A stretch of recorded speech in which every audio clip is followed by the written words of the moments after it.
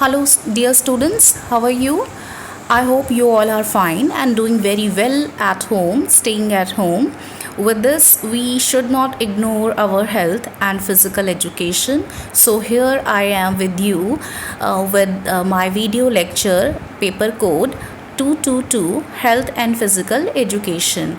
Dear students, in this video lecture, we will cover Unit 4 topic meaning introduction of yoga, misconceptions about yoga and types of yoga, Ashtanga yoga of Patanjali, that means 8 stages of yoga. So dear students, let's start with the meaning of yoga in Hindi. Our last video was in English medium. Now I have tried to add some content in Hindi too for Hindi medium students. So without any difficulty, you can get the material and relevant content with these topics related to these topic.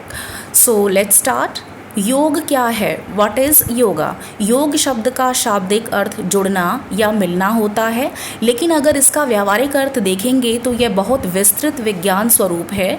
विज्ञान की भांति ही योग शब्द को लिया जाता है और इसके अर्थ को लिया जाता है, क्योंकि इसके सभी कर्म और क्रियाएं मनुष्य को शारीरिक और आत्मिक रूप से पूर्ण योगी बनाती हैं, या यूँ कहें कि आत्मा से परमात्मा करना योग में सिद्ध हो सकता है, साबित हो सकता है, प्रूव हो सकता है, और इसीलिए योग किया जाता है। अब योग की कुछ परिभाषाएं हैं। Now definitions of yoga. Patanjali के अनुसार योग की परिभाषा क्या है? योगश्चित्त वृत्ति निरोध है, अर्थात पतंजलि के अनुसार चित्त की वृत्तियों का निरोध ही योग कहलाता है। चित्त यानी कि मन के अंदर आने वाले जितने भी विकार हैं, जितने भी बाधाएं हैं, उन सब को हटाना, उन सब का हटना ही क्या है? योग है। योग वशिष्ठ के अनुसार संसार सागर से पार होने के उपाय को ही योग कहा जाता है। Now type of yoga. योग के कितने प्रकार हैं? प्राचीन ग्रंथों में योग के अनेक प्रकारों का वर्णन मिलता है। योग प्रदीप में योग के विभिन्न प्रकारों का वर्णन मिलता है, जैसे राजयोग, जिसको कि अष्टांग योग कहा गया है, हठ योग, लय योग, ध्यान योग, भक्ति योग, क्रिया योग, कर्म योग, मंत्र योग एवं ज्ञान योग। योग के मुख्य 4 प्रकार हैं। राजयोग यानी कि अष्टांग योग, योग का प्रमुख प्रकार है। इसे अष्टांग योग के नाम से भी परिभाषित किया जा सकता है। इसके 8 अंग हैं: यम, नियम, आसन, प्राणायाम, धारणा या धारण करना, प्रत्याहार, ध्यान और समाधि। कर्म योग यह योग का दूसरा प्रकार है। कर्म योग का अर्थ है वर्तमान में हमारे द्वारा किए जाने वाले कर्म हमें भविष्य में कैसा परिणाम देंगे, ये हमारे कर्मों पर निर्भर करता है। तभी तो डियर स्टूडेंट्स ये कहा जाता है कि आज अगर हम अच्छा करते हैं, वो अच्छा हम इसलिए करते हैं, भविष्य की कामना करते हैं कि भविष्य में हमारे साथ भी अच्छा ही होगा। अगर वर्तमान में हम कुछ अच्छे कर्म करते हैं तो भविष्य में हमें परिणाम भी सुखद प्राप्त होते हैं। भक्ति योग, ये योग भक्ति के मार्गों का वर्णन करते हैं एवं हमें भक्ति की ओर बढ़ाते हैं। ज्ञान योग, सबसे कठिन योग है ज्ञान योग, और सबसे अधिक समय जो है वो ज्ञान योग को साधने में लगता है या इसे सीखने में लगता है, हम ये कह सकते हैं, क्योंकि ध्यान के मार्ग पर चलना हर किसी के बस में नहीं होता। इसके लिए संयम, सामर्थ्य की आवश्यकता होती है, इसीलिए यह सबसे कठिन योग की श्रेणी में आता है। इस योग को ऋषि महर्षि चुनते हैं एवं इसके मार्ग पर आगे बढ़ते हैं। जैसे कि आजकल आप लोग रामायण देख रहे हैं, उसके अंदर ज्ञान योग का पूरा आपको स्वरूप देखने को मिलता है, जो श्री राम जी ने और उनके भाई लक्ष्मण जी ने और जितने भी ऋषियों महामुनियों से वो लोग मिलते हैं, उन्होंने सभी ने ज्ञान योग को अपनाया है। अब योग हमें क्यों करना चाहिए, अपने सामान्य जीवन में हमें क्यों योग को अपनाना चाहिए, उसके लाभ और फ़ायदे क्या हैं? विद्यालय में पढ़ने वाले जितने भी बालक हैं उन सभी को योग के लाभ या फ़ायदे मालूम होने चाहिए, ताकि नियमित जीवन में वो इसे प्रयोग कर सकें। नियमित योग को अपनाने से विभिन्न रोग जैसे अस्थमा, जुकाम, एलर्जी, अपच, अजीर्ण, हृदय रोग, कैंसर, आँखों की कमज़ोरी, स्मरण कमज़ोरी, स्नायु रोग, धातु रोग, अशांति, मानसिक विकार एड्स जैसी विभिन्न जानलेवा बीमारियों से व्यक्ति को बचाता है। योग का नियमन व्यक्ति की उम्र को बढ़ाता है, श्वास के नियंत्रण को शारीरिक रूप से पुष्ट रखता है। ध्यान को अपनाने से मानसिक स्थिरता बढ़कर सभी प्रकार के मानसिक रोग दूर होते हैं एवं व्यक्ति आध्यात्म की ओर बढ़ता है, यानी कि स्पिरिचुअलिटी की तरफ बढ़ता है। योग को अपनाने से व्यक्ति में जागृति, चेतना और सजगता बनी रहती है, जिससे व्यक्ति गलत कर्मों की तरफ नहीं बढ़ता। योग को अपनाने से व्यक्ति दृढ़ संकल्प, सकारात्मकता, एकाग्रचित जो है वो होता है। यही गुण उसे सबसे अलग और आगे खड़ा करते हैं और उसे विशेष बनाते हैं। अब योगासनों से अनगिनत स्वास्थ्य लाभ हैं। कौन कौन से स्वास्थ्य लाभ हैं? पहला है, व्यक्ति की नकारात्मक सोच धीरे धीरे खत्म होने लगती है। वह अपने लक्ष्य की तीव्रता से बढ़ता है। गलत आहार विहारों का ज्ञान होता है कि हमें क्या खाना चाहिए, हमारे स्वास्थ्य के लिए क्या चीज़ें लाभदायक हैं, क्या हानिकारक हैं, उनको वो श्रेणीबद्ध कर लेता है। आत्मिक शक्ति उसकी प्रबल होती है, जिससे व्यक्ति नशे और गलत व्यसनों को आसानी से अपनी मर्जी से छोड़ सकता है। फिर वो व्यक्ति अपना मन इतना पक्का कर सकते हैं कि जिन चीज़ों को नहीं खाना चाहते, कोशिश करने के बावजूद भी वो चीज़ें उनसे नहीं खाई जा सकती, कोई भी उन पर ज़बरदस्ती नहीं कर सकता। सभी प्रकार के शारीरिक एवं मानसिक रोगों या विकारों का शमन होता है। नियमित योगी शांत स्वभाव एवं निर्मल मन वाला होता है। इसी के साथ योग का मानव जीवन पर क्या प्रभाव है? मानव जीवन पर अधिकतर हमने योग को सिर्फ व्यायाम, योगासन, प्राणायाम, शारीरिक रूप से स्वस्थ रखने की क्रिया मात्र समझ रखा है। लेकिन अगर योग को हम गहराई से समझें तो हमें इसके लाभों के साथ साथ इसके प्रभावों का भी ज्ञान होता है। आज विज्ञान की तरह ही नहीं बल्कि इसको सिद्धांत के रूप में भी हम पढ़ सकते हैं, सिद्धांतों को भी बदला जा सकता है। यह हमारे हजारों महान ऋषि मुनियों की उपलब्धि है, जिसे उन्होंने अपने पूर्ण जीवन को समर्पित करके प्राप्त की थी। तभी इसके सिद्धांत भी अकाट्य हैं, क्योंकि ऋषियों ने निश्चित ही इसके सभी पहलुओं को महसूस किया था और यही कारण है कि आज हमारे सामने योग विद्यमान है। दरअसल योग को हम, ये जो शब्द है यहाँ पर हिंदी की जो टाइपिंग है, जो ये कंटेंट लिया गया है, इसमें दरअसल लिखा हुआ है, लेकिन ये जो शब्द है यहाँ पर वो है दरअसल। योग को हम किसी धर्म विशेष में नहीं बांध सकते। योग का कोई धर्म नहीं है, वो किसी धर्म विशेष की कोई खोज नहीं है और ना ही किसी धर्म विशेष के सिद्धांतों से संबंधित है। यह तो सभी धर्मों से ऊपर है। धर्म हमें केवल सिर्फ जीना सिखाते हैं, नियम सिखा सकते हैं, धार्मिकता सिखा सकते हैं, लेकिन योग हमें उत्तम तरीके से जीवन यापन करने के साथ साथ आत्मा से परमात्मा को उपलब्ध होने का तरीका भी बता सकते हैं, जो इस मानव धर्म और मानव जीवन के लिए परम आवश्यक है। आज का वातावरण कितना प्रदूषित है छात्रों, ये हम सभी जानते हैं। वर्तमान समय में प्रदूषित वातावरण, पर्यावरण, फास्ट फूड का सेवन करने से, कृत्रिम भोज्य पदार्थ, डिब्बाबंद भोज्य पदार्थ, बदलते परिवेश में मनुष्य को मानसिक विकृत एवं शारीरिक रूप से अस्वस्थ बना दिया है। भले ही आधुनिक वैज्ञानिकों ने नए नए उपचार सुविधाएं खोजी हों, लेकिन इनसे होने वाले साइड इफेक्ट से हम सभी भली प्रकार से परिचित हैं। अतः ऐसे समय में योग एवं आयुर्वेद ही ऐसी विद्या है जिसे अपना कर हम अपने जीवन को स्वस्थ एवं सार्थक बना सकते हैं। अगर हम योग के इतिहास पर जाएं कि किस तरह से योग की जो हिस्ट्री है, कब से वो डेवलप हुआ, तो हम पढ़ते हैं, ऐसा माना जाता है कि जब से सभ्यता शुरू हुई है तभी से योग किया जा रहा है। योग के विज्ञान की उत्पत्ति हज़ारों साल पहले हुई थी। पहले धर्मों या आस्था के जन्म लेने से काफ़ी पहले हो चुकी थी। जब इस धरती पर धर्म और आस्था जैसे गुण देखे और सुने जाने लगे थे, उससे पहले ही योग जो है वो इस धरती पर विद्यमान था। योग विद्या में शिव को पहले योगी या आदि योगी या पहले गुरु या आदि गुरु के रूप में माना जाता है।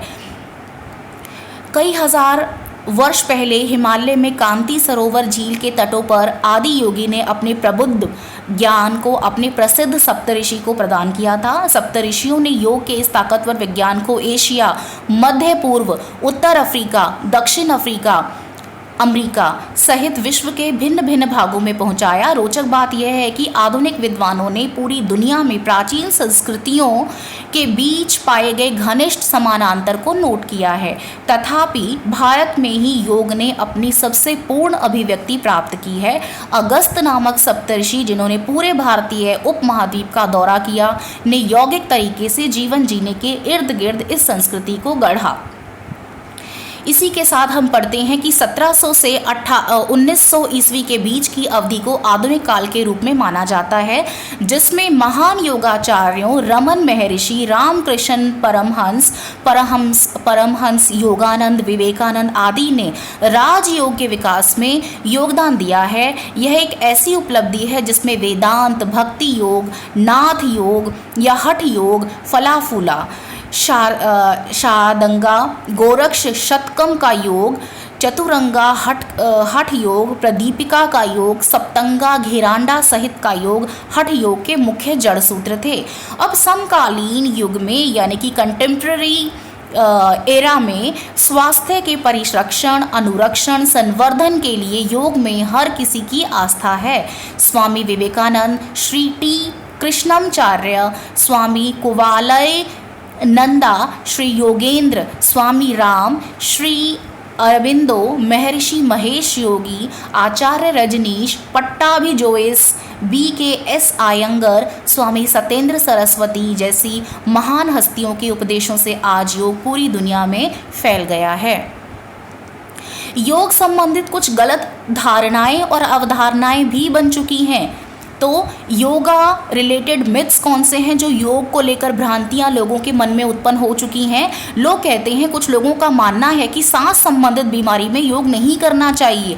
यह सबसे ज़्यादा प्रचलित और सबसे गलत धारणा है, बल्कि सच्चाई इसके विपरीत है कि यदि आपको सांस संबंधी अर्थात फेफड़ों से जुड़ी कोई समस्या है तो आपको योग को अपने रूटीन में ज़रूर शामिल करना चाहिए। जैसे कि आपने बाबा रामदेव के जो उनके अभ्यास क्रियाएं हैं उनके योग में भी आपने ये पाया है। अनुलोम विलोम प्राणायाम है, कपालभाति प्राणायाम है, श्वास को लेकर उन्होंने बहुत सी ऐसी प्रैक्टिसेस बताई हैं जिनको धारण करने से, जिनको प्रयोग में लाने से हम इन बीमारियों से बच सकते हैं, यानी कि सांस संबंधी जो बीमारियां हैं वो दूर हो सकती हैं। अगर आप अस्थमा पेशेंट हैं तो अनुलोम विलोम आपको स्वस्थ करने में मदद कर सकता है। और अनुलोम विलोम प्राणायाम के बारे में तो आपने सुना हुआ है, वो बहुत इजी है, आप उसे किसी भी समय में कर सकते हैं। कोई अलग से आपको उसके सेटअप की ज़रूरत नहीं है, आप जहाँ जिस अवस्था में बैठे हैं कर सकते हैं।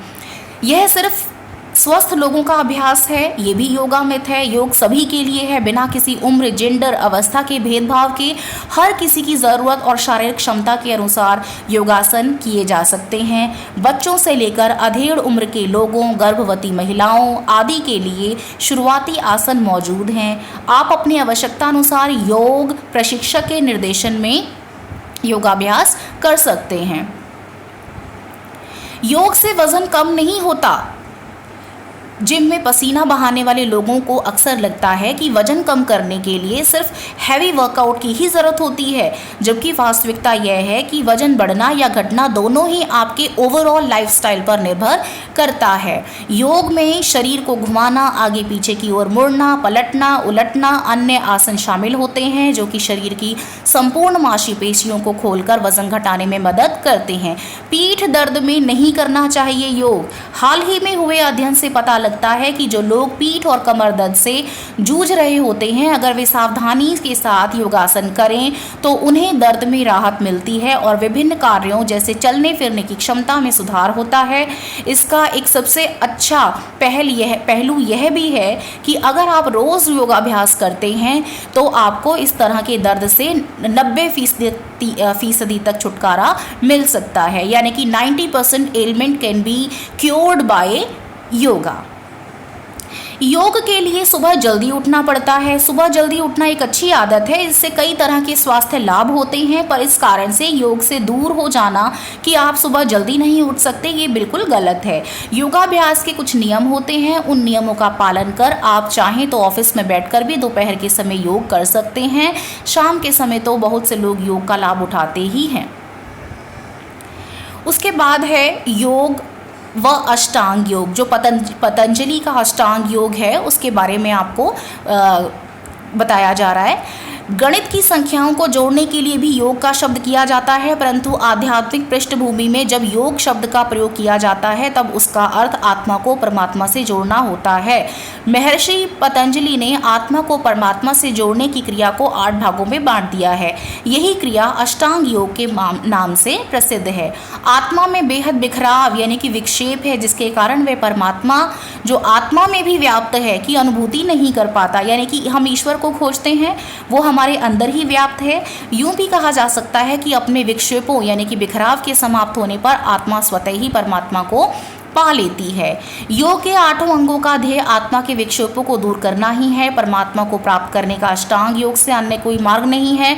अगर आप परमात्मा से मिलना चाहते हैं तो आपको अष्टांग योग का मार्ग अपनाना पड़ेगा। अष्टांग योग के पहले 2 अंग यम और नियम हमारे सांसारिक व्यवहार में सैद्धांतिक एक रूपता लाते हैं। अन्य 6 अंग आत्मा के अन्य विक्षेपों को दूर करते हैं। महर्षि पतंजलि द्वारा वर्णित योग के 8 अंगों के क्रम का भी अत्यंत महत्व है। हर अंग आत्मा के विशिष्ट खास तरह के विक्षेपों को दूर करता है, परंतु तभी जब उसके पहले के अंग सिद्ध कर लिए गए हों। उदाहरणार्थ यम और नियम को सिद्ध किए बगैर आसन को सिद्ध नहीं किया जा सकता। सभी मत वाले इस बात को मानते हैं असत्य, हिंसा आदि की राह पर चलने वाले ईश्वर को कभी नहीं पा सकते। यह बात की पुष्टि ही है कि ईश्वर को पाने का अष्टांग योग एकमात्र रास्ता है। योग का पहला अंग यम है और बाकी अंगों को पढ़ने से पहले अपनी ये जो वीडियो लेक्चर है वो यहीं पर मैं समाप्त करती हूँ। यहाँ से आगे का जो शेष भाग है वो हम अपने दूसरे वीडियो लेक्चर में रिकॉर्ड करेंगे। तो ये आपका फर्स्ट पार्ट है, that is your first part in Hindi version. योग का पहला अंग योग का पहला अंग यम, और यम के जो 5 विभाग हैं वो जो है हम दूसरे वीडियो लेक्चर में करेंगे।